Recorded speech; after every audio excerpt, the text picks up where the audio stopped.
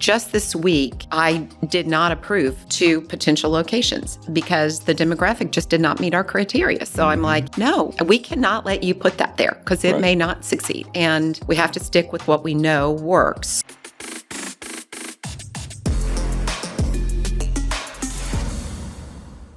Suzanne, you're back. Hey, You're Rick. so low. You're riding really low today. I'm Notice short. that? I think your chair's lowered as well. I like it that way because my legs are short. Otherwise, my little feet kind of dangle. Me of a story that you told me once. We'll catch that on another podcast. That was a funny The dangling story. feet with the slight morsels of fish stuck in someone's mustache. Anyway, we'll get to that on a later podcast. That was a funny story. That was a great story. I know. Probably one of my favorites, actually. Me too. So before we get into it, do you have a Did You Know? I do. In fact, I have a couple of them. Really? Like bonus, huh? Well, do you know what today is? It's not your birthday, is it? No, that's at the end of September. That's right. No. 4 years ago today, we launched the franchise business. Has it been 4 years? September 1st, 2019. I always think it's more like, it feels like 2 years since COVID stopped everything for a couple of years. We did kind of have a little bit of a pause because of the pandemic, but it happened 2 years ago. 4 years ago today. Yo. Yep. No, I did not know that. Well, So that's one of my did you knows. Okay. My other did you know is, did you know that it's impossible for most humans to lick their elbow? You can try it if you want. That's the first thing I did when I read it. I know a couple people that can. I'm just guessing. Do they have really long tongues? Actually, they do. And now I'm going to leave it at that. Okay. Yeah.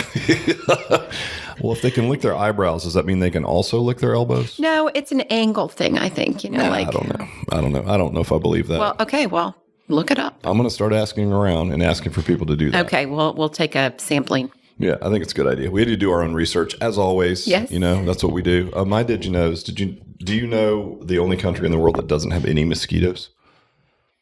I would say it would be like Antarctica or something. No, that'd be a good guess, though. Iceland. Well, Iceland was my next You know what's guess. weird about that, though, is I've been to Alaska, and the mosquitoes are ridiculous in Alaska. But they have a warmer season. And Seems like Iceland has a relatively warm season. well, that's why also. I guessed Antarctica, because it really doesn't. No. Yeah. But that's a continent.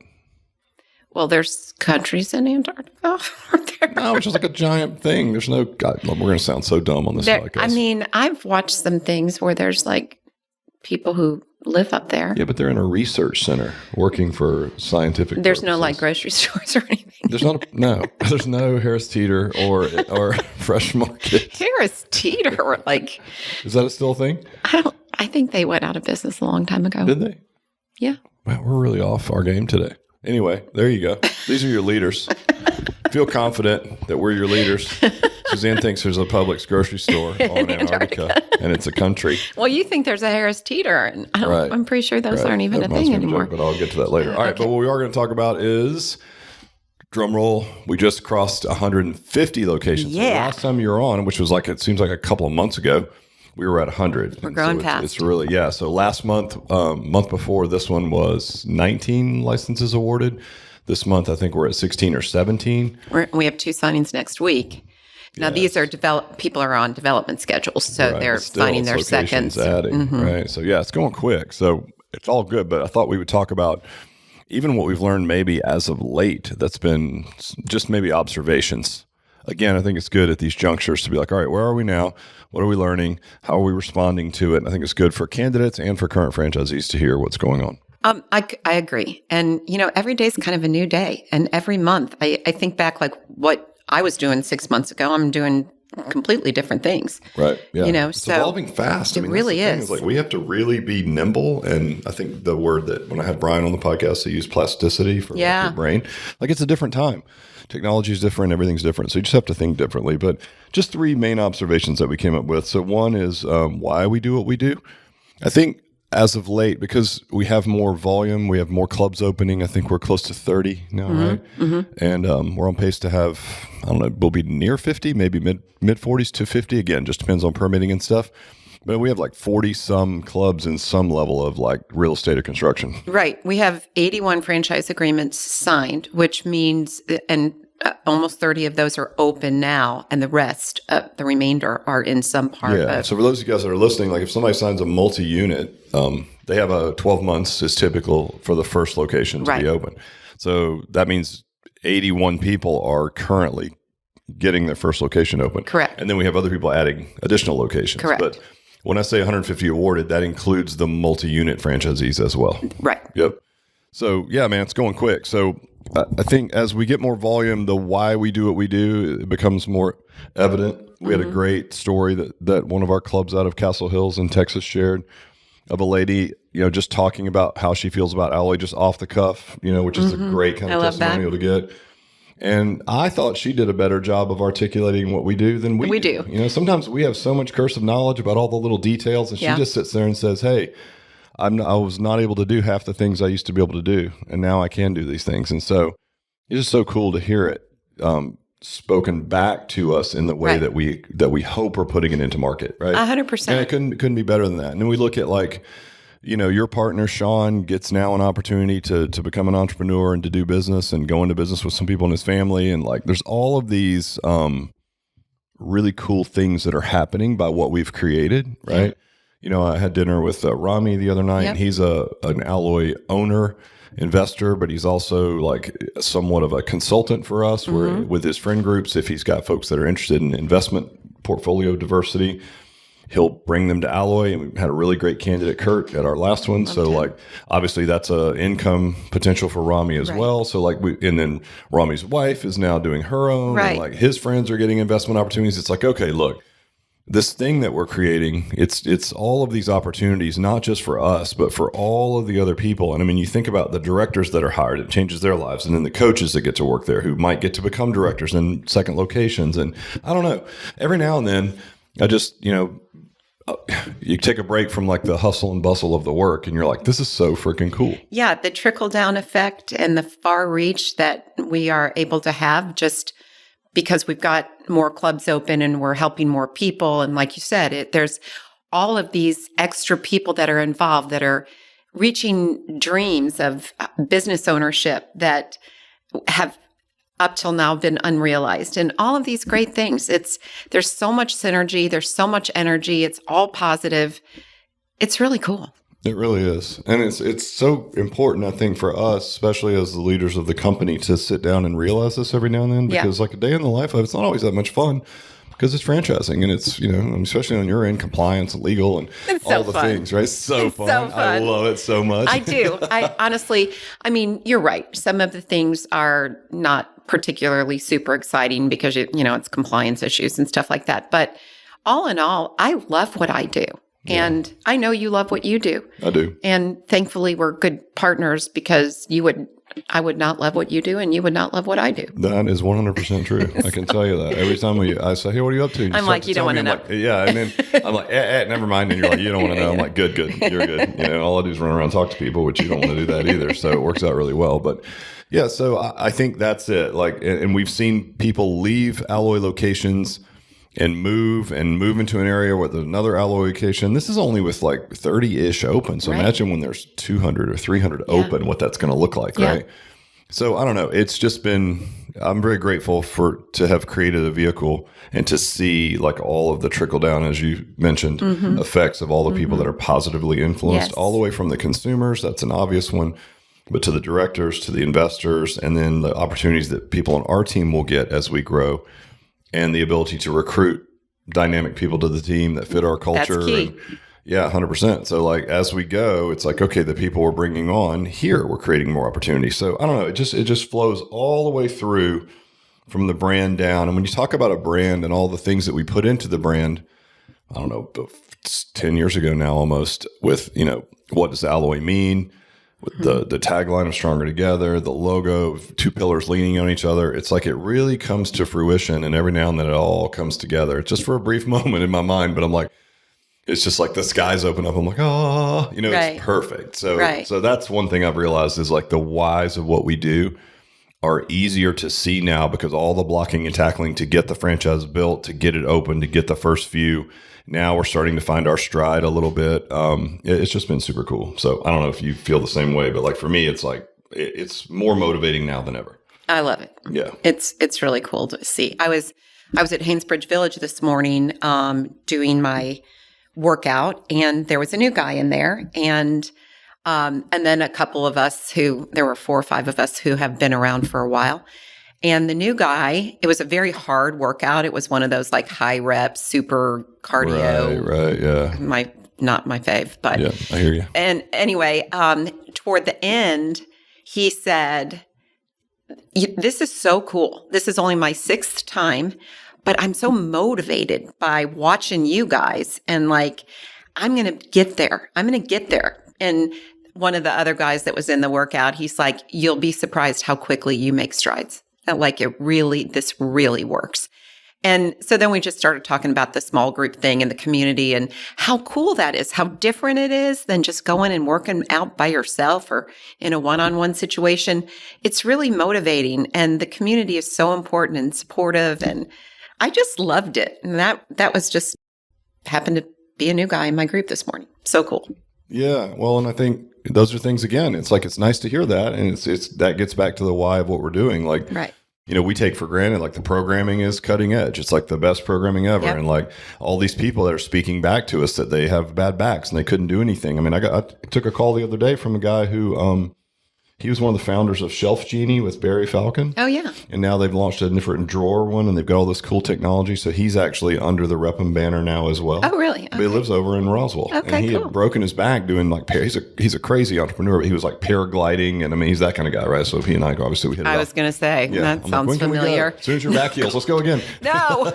But he told me, he's like, hey, he just shot me a message and said, hey, I joined your West Roswell club. And like, it's great because I used to do CrossFit, but then that would hurt me. And then when I hurt my back, I couldn't do it. And he's like, so this is like perfect because I'm getting in great shape and I'm working around my injuries. I'm just like, oh, so all this stuff is coming together as the brand grows. That's super cool. It's really validating. It's all about the whys. That's right. Yeah. It's just great to see it. Selfishly, it's the best, and it will keep us motivated.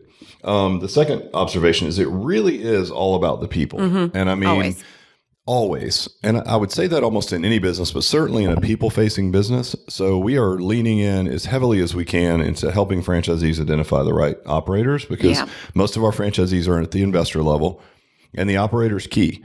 And so whatever we can do, and we have a lot of resources already in place, but anything else that we can put into that's your make or break. Every time I'm on the CEO call and I'm like, if I was you, my first question would be, how can I screw this thing up? And I'm like, there's 2 ways. You can put it in the wrong spot, but you can remove that because we're not going to allow you to do that. We have so many controls, and it's basically like algorithms and math formulas to get you the right spot, right? And then we have final approval, and it's everything from the business model to all that. So no worries on that. But next is the people, and we're going to give you we have a resource to help find people. Mm-hmm. We have a screening process, and we have an interview process based on our core values and EOS that we run. But you still have to sit down in front of someone, and we always say, are you the person you're looking for? Looking for. It's really key. And so I'm really looking at investors through that lens. Can you attract and lead a outgoing person that you could envision being the face of your fitness business? That's the key. That is going to be 100% the key. That is. And you're right about the location thing. And it's interesting because just this week, I did not approve 2 potential locations because the demographic just did not meet our criteria. So I'm like, no, we cannot let you put that there because it may not succeed, and we have to stick with what we know works. So I would rather be conservative and say, just do 1, then we'll see in a year if there's room for a second one. But I wouldn't feel comfortable giving you a second search area that doesn't meet our criteria if we're not going to let you do that. Well, and I think anyone listening, I hope they hear there's integrity around that, because you could just sell the world and then just peace out, right? Sure. We could sell 300 of these things in a year and just be like, nah, we're out. Not us. No, but we're trying to grow with integrity. And so we're trying to protect the franchisee and us, because we're, we can't make money unless they make money. It's the most aligned business ever. Right. But that I would hope that would be good for people to hear, right? Right. So location check, like you said. Second, it is really the people. And so we're going to give you all the resources, but I would say not just the people that are working in the facilities. That's going to be make or break for you as a franchisee. I'll promise you it'll be your people. And it's not a lot, you guys. It's 3 people. I mean, it's not that difficult, but you got to find 3 good people. Yeah. And then second, I think for us here as well, as we've hired people here, it's about how we can build people here. And I love, to our first point, as our vision gets bigger, all the people working with us, their visions can fit underneath that. And we've found that we're attracting like really high level people. Right. Now that they see that we have this big vision and we're creating this forward momentum, and then they're like, hey, I'd like to be part of that, which is awesome, you know? So I think all the way around, you guys, it's kind of a duh, you know, maybe an obvious point, but it really is about the people, and there's no other way around it. And so we will continue to do everything we can to build better culture or to enhance our culture, and to continue to just lean into the people that are in our system, because they're going to make or break us. And that feels good anyway. Like, who doesn't want to help people, right? And build people. Absolutely. I mean, they have to be. It's kind of one of our, missions. Yeah, it is. It is. And it's funny because like now that there's layers to it, it's like, it threads its way all the way through all of those layers. All the way through. 100%. Yes. And then lastly, and this one sounds a little bit counterintuitive to some of the advice that we might give entrepreneurs, but if you want it done right, do it yourself, is the third point. And what I mean by that is when we started, we had all these great vendor relationships, and we still do, but we were relying on a lot of our vendors for processes that are really hard business functions, right? And as it turns out, we're just better suited to pull those things in-house. Right. Now, it's a bit more expensive to staff up to have those things in-house, but I promise you, examples like the real estate logjam that we had at one point, because there was third parties involved, and there's just all of this strange communication circles. And if somebody delays their email by 3 days and someone else goes another 3 days, that's a week. And so now, like, we changed that process. Obviously we promoted Jared into VP of just real estate and construction. He's built his, 100%. I mean, our speed of opening has been reduced by 20% already. Yeah. And it's going even faster because it's a delayed reaction on the efforts put forward. But I think some other things too, just some things that we were turfing to vendors that we have realized that really need to be in-house. Well, and sometimes they're really important and critical things. And so then we kind of realize, like, wait a minute, why are we giving a vendor control of that? That is a important business aspect. So no, we need to relook at that and bring those back in-house.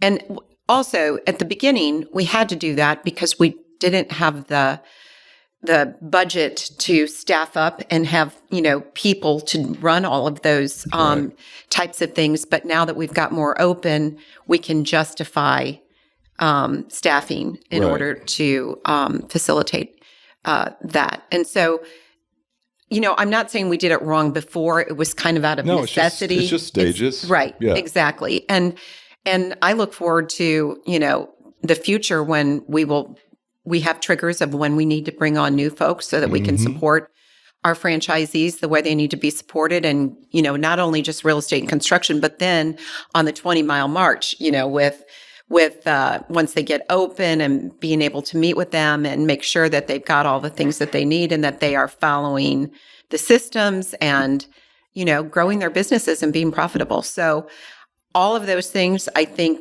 we have triggers in place where we know when we need to hire another franchise business coach, or if we need to hire more admin people or whatever it is to help out. So it's pretty cool. Yeah. I don't know. I'm going to be really sad when we grow out of this place. I know. It won't be long now. We're almost out of offices in here, but we'll just have like a satellite office, I guess. I guess so. I think the leadership team should stay here because I can't imagine going anywhere else. We'll put everyone else in some cubicle cave somewhere, like a Maybe Russian we'll troll farm. Take over the whole shopping smashed center in there, like little mice getting with it on their computers. But it really is. So what we have learned is that some functions are better off handled by us, and we have a certain pace and core values that we communicate with franchisees on. And if you plug in a third party into that, what we found is if they're not like fully aligned, and no matter what you say, they're not you, and so it's hard to get that. We've got a few that'll keep the pace, and they have a couple of functions that we're plugging in, but for the most part, most of that stuff we pulled back in house, and it's been light years better. So much better. Because we're in control of the whole process. Yep. And things don't get lost in, this shuffle of too many cooks in the kitchen kind of. Yeah. No, I totally agree. And so it's just been an observation. So 3 things, you guys. The why of what we do is more evident than ever. And the more volume we have, the more units we put out there and the more people we help, it's just going to continue to get better. It really is about people. I mean, that's the business in a nutshell. It's like all the tactical stuff in the franchise is handled. You just have to hire and lead good people, period. So we're going to give you more resources. We're going to lean into that as hard as we can, but it's your job to hire and lead the best possible people.